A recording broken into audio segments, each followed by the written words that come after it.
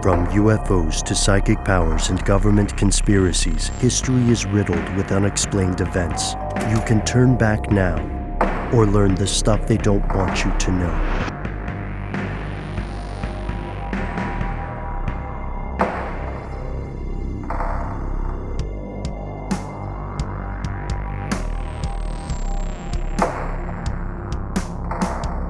Let's start this one off, guys, by let me pass this around the room. How do you guys feel about sinkholes? For them or against them? Do not support their platform. Yeah, well, they don't support you either. They literally will swallow you into the earth. Yeah, I'm against them. Against them. When I was in Guatemala, they had a sinkhole problem, and like all jokes aside, it's incredibly dangerous. How about super producer codename Doc Holliday? I feel like you got some feelings about sinkholes. I won't call it an intense phobia, but I do have a fear of the ground just like opening up and swallowing my car or my living space. It's definitely something that I've thought of or had nightmares about.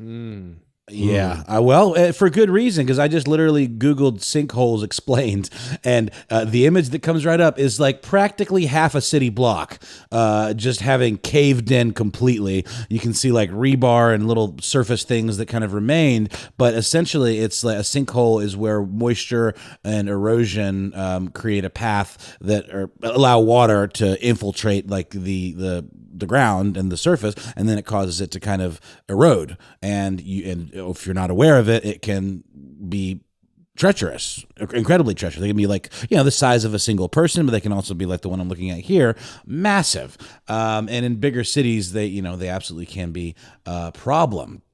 I've never dealt with one myself, but folks in Toronto, in Canada, were treated to a pretty interesting sinkhole. Walking around, it's like some blacktop that appears to have cracked and sort of sunken in halfway, but it's filled with a green, gelatinous, glowing ooze, like you said, Ben. It really does look like the ooze, the titular ooze that there was a secret of in the Ninja Turtles sequel, featuring a really important dance scene with Vanilla Ice, the ninja rap. I don't know if anybody remembers that one, where he's go ninja, go ninja, go. He made a comeback recently where he did that in a Kraft macaroni and cheese commercial. I had to give him props for that. Is that a comeback? It's something. Yeah, it's important to be creative. I applaud anybody making a career in the arts, honestly. I completely agree. Yeah, especially these days, you got to do what you can. But yeah, so it's true. A gentleman by the name of Richard Southern of 680 News took a bunch of great photos of this stuff, and in this article in the Daily Mail, they compare it to remember that movie Flubber with Robin Williams with the bouncy goo? Looks like that. Looks like the kind of slime you might make with your kid, but with sort of an iridescent quality. And honestly, that's what makes it a little more spooky. But yeah, it was definitely making some noise, let's say, with the locals. People were talking about it, a lot of Ninja Turtle references, and a lot of kind of hubbub surrounding this kind of potential, like, oh, okay, really? Murder hornets, pandemic, hurricane, and now Ninja Turtles, Cthulhu-esque mutant slime oozing from the very earth. Some good tweets. This made me actually laugh out loud. I now need to have pizza for dinner. I'd probably call Ghostbusters. Somebody call Nickelodeon's legal team. Remember Nickelodeon? It was GAC is what that was called, right? Yes. But yeah, it's an interesting thing to behold. And it made the rounds before. It was pretty quickly debunked. And no one really knew what it was. It was more just kind of a curiosity. But it's really interesting. Even like the actual answer to what this thing was, it's not something I ever really would have thought about. But apparently, one way of checking to see where a sinkhole goes or where it terminates is to pour like water into it and then dye the water a really bright iridescent green, almost like that dye they shoot you up with when you're taking a stress test so they can track it through your body. So that's kind of what it was. Apparently a City of Toronto spokesperson told 680 News, Toronto water staff inspected the sinkhole yesterday evening. Sinkhole is going to be the result of a damaged or collapsed sewer. In order to determine if the sinkhole is connected to the underlying sewer, a dye test was conducted using a green non-toxic dye, which is added into the sinkholes while monitoring the closest manhole downstream to look for traces of the dye in the sewer. So, alas, nothing supernatural or, nether realmy going on here, which was frankly disappointing. I could use a little bit of I would look at that as a silver lining. If it was like, the undying, coming from beyond the veil to wreak havoc on the streets of Toronto, I think that's sort of preferable to what we're seeing in a lot of ways. I'd be down for that. So viscosity-wise, it is slime-like, though, right? Rather than water. Okay. I'm not sure. I can't touch it, obviously, but it has the appearance of having sort of like a, what would you call that? Like a surface tension, more akin to slime, but it does sound like it is more water. So I don't know, but maybe your brain sees neon green goo and you immediately assume that it would feel like slime, but it could absolutely just be water. Well, in that article, they refer to it as slime-like liquid. Yes, that's right. Yeah, and the original tweet, I think, from that photographer, Richard Southern, who's, he's verified on Twitter. He seemed to have made a pretty good go of this story, is there's a huge sinkhole with a glowing green liquid on Hastings Ave off of Girard. While it would be on brand for 2020 to have the Ninja Turtles appear in Toronto, the city tells me it's a non-toxic dye added to see if the sinkhole is connected to a sewer. That's the official story. I'm with you here, man. Why take the official, probably true story if we can build an urban legend around it, Also wasn't, for people who did think there was something rotten or weird or Lovecraftian or sci-fi afoot, having a local official say don't worry, we do this all the time, isn't going to make people feel better. I'm all about it. I would wonder, though, why they chose green. Is there a calculus there? No, but it's like I said. I mean, green is the color that they also shoot up into patients when they do those treadmill tests. Or it's like, but that's actually radioactive, if I'm not mistaken, and they're able to trace its path through the body. Maybe because it does seem to be iridescent enough that it would glow a little bit when hit with light. And it would really separate it from just the other colors that you'd see in a sewer. I don't know. That's just off the top of my head. It's for the color key. The scientists and a lot of people they do use Adobe After Effects for a lot of the news. Green screen it out. Yeah. Yeah. And meme and stuff, right? You know what I mean? This is strange because one thing I really appreciate about this is a lot of these local stories don't get super widely reported.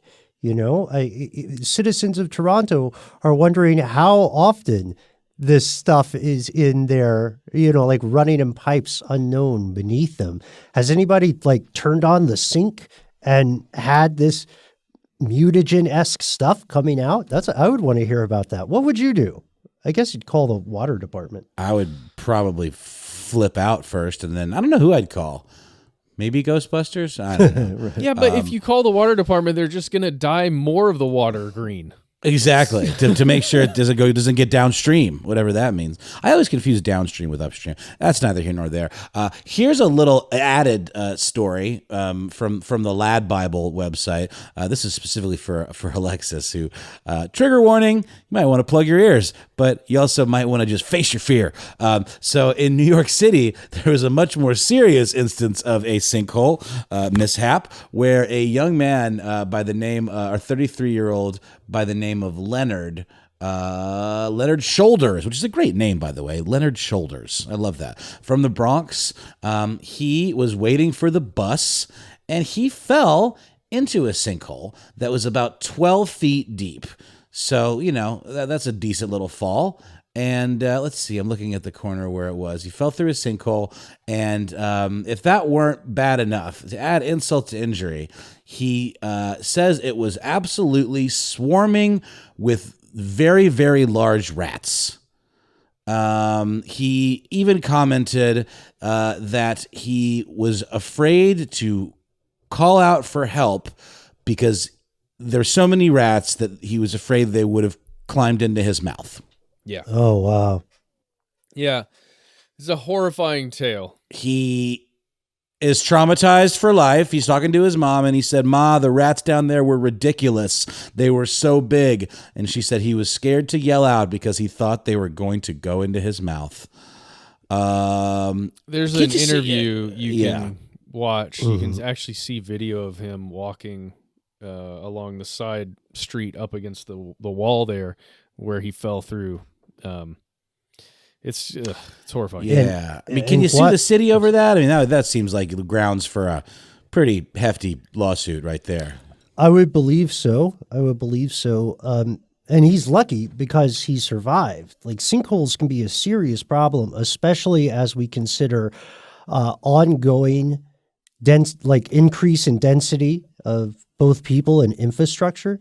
Like the stuff I was alluding to in Guatemala in 2010, a sinkhole that popped out suddenly was like 60 feet wide, 300 feet deep. It swallowed a 3-story factory. I mean, this, Alexis, I know we're giving you nightmare fuel here, but it is not an unfounded fear. This stuff happens. If for anybody who's listening to this and is concerned about the possibility of sinkholes, I would put a little time into researching your local area's water table. That's going to be one of the big indicators.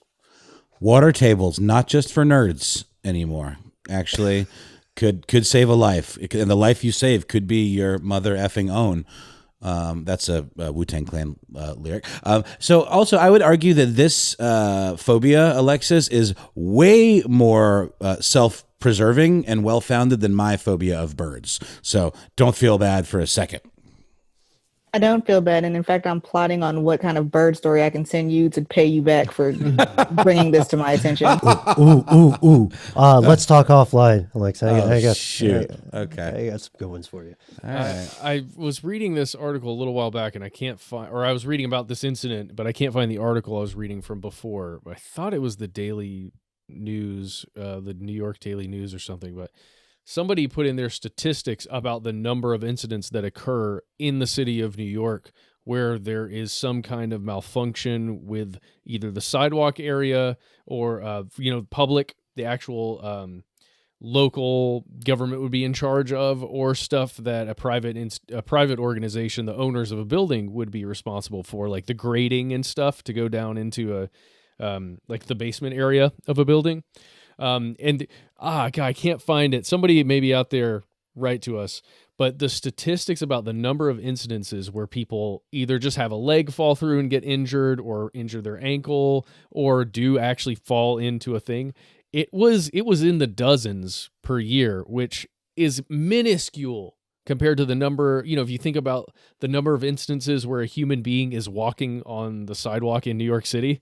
Like, think about how many billions of instances there are of that, and then to only have a couple dozen actually occur, like fall through or injure themselves.